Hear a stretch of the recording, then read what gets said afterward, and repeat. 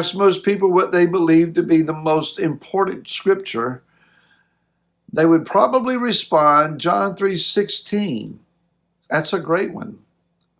Or maybe Matthew chapter 28, verse 19 and 20, where we're told to go into all the world and make taught ones or disciples of Yeshua. When he was asked which one was the most important verse or command, Yeshua responded with the Shema. Hi, this is Barry Phillips with 10-Minute Torah, day number 5 of the Torah portion of the Ekanan, which means and I pleaded. And most of you know where I'm going, and that is into Deuteronomy chapter 6, verse 4 and 5. Let's read. Hear, O Israel, Yahweh our Elohim, Yahweh is one. You shall love Yahweh your Elohim with all your heart and with all your being and with all your might. Yeshua was indeed asked which commands or which is the most important command in all of the Torah. And these are the words that he responded with. And he said, and the second most important is also likened to it. And he quoted from the book of Vayikra, Leviticus chapter 19 and verse 18, you shall love your neighbor as yourself. So if Yeshua puts the most importance upon the Shema, maybe we should understand a little bit more about it. From Rabbi Yosef Yitzhak of the Lubavitch movement, I'll give you a quote. He said, the Shema. The Hebrew word Shema, or hear, also means comprehend. The Torah is commanding a person to study, comprehend, and reflect upon the oneness of God. Because it is the nature of the mind to rule the heart, such contemplation will inevitably lead to a love of God. Again, this is his words. If one contemplates deeply and yet is still not excited with a love of God, this is only because he has not sufficiently refined and purified himself of the things which stifle his capacity to sense and relate to the divine. Aside from this, such contemplation by the mind will always result in a feeling of love. Again, that's Rabbi Yosef Yitzhak of the Lubavitchers.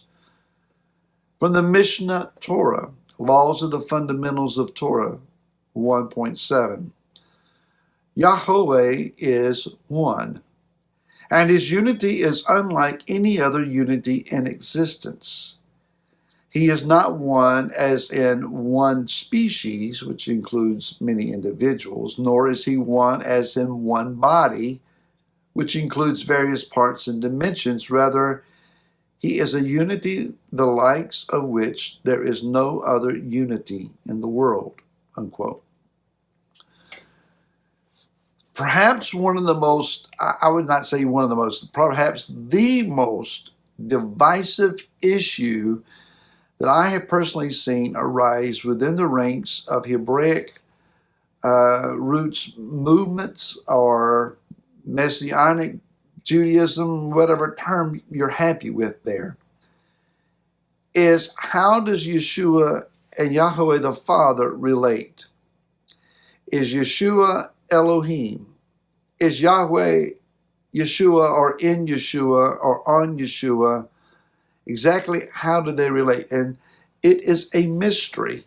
It's intentionally so a mystery. As is the Mishnah states here, a unity the likes of which there is no other unity in the world. Now, there are various ways to try to comprehend and understand.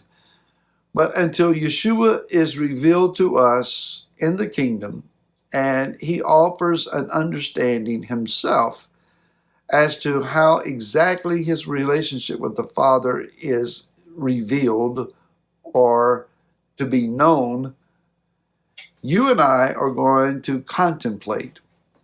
We're going to imagine. We're going to read and interpret scriptures according to our own perspectives. So for me to argue with you a point of contemplation here does nothing perhaps but divide us. I have my understandings. I have my reasonings. For someone who disagrees with me, you're welcome to disagree. You may be right. I may be right. We both be right. We both may be right, if I can get that out.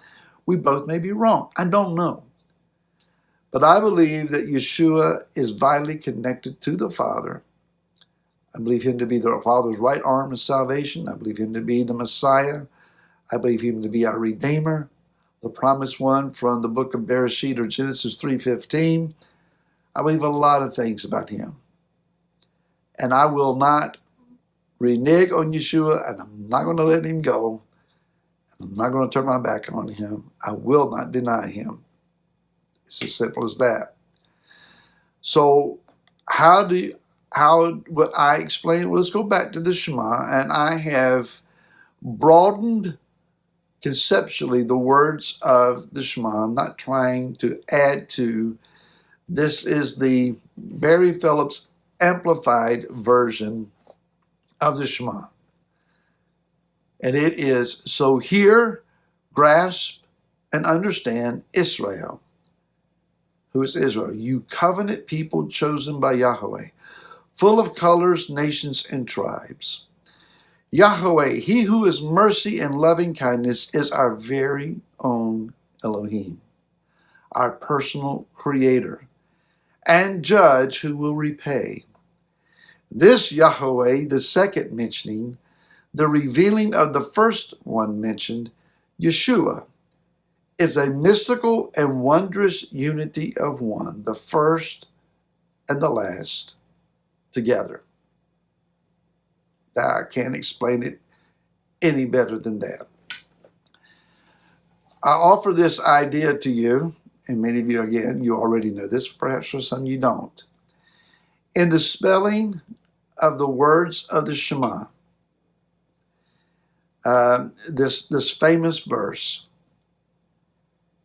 the word Shema, meaning to hear, the last letter of that word is the Hebrew letter Ayin. The last word in that verse is the word Echad, ending in the Hebrew letter Dalet. In the Torah scroll, the Ayin and the Dalet, they are both enlarged. Together, Ayin Dalet spells the word Ad in Hebrew, or witness. Ayin references the eye, to see, Dalet, the door. This word suggests then the idea of seeing the door. Yochanan, John chapter 10, Yeshua says, I am the door. Wonderful. So we also have in the book of Revelation chapter number 12,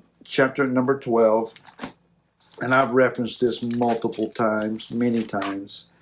In chapter 12, it says in verse 17, and the dragon was enraged with the woman and went to fight with the remnant of her seed, those guarding the commands of Elohim and possessing the witness, the Ad, of Yeshua Messiah. What is Yeshua's witness?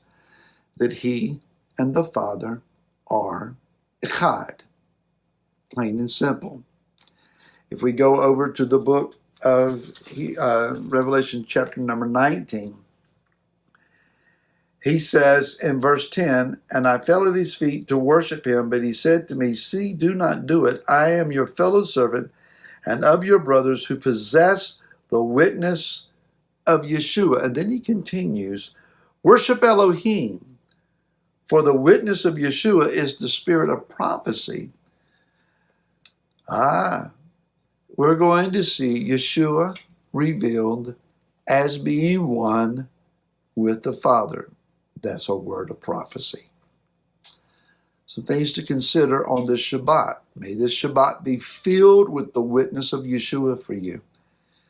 May you find his presence and power sitting with you at your Shabbat table, in your Shabbat study, as you look into the Torah, as you are fascinated with the light and the glory of his words. May you be brought into his presence and in a greater way know his reality. We'll see you again next week. Shabbat Shalom.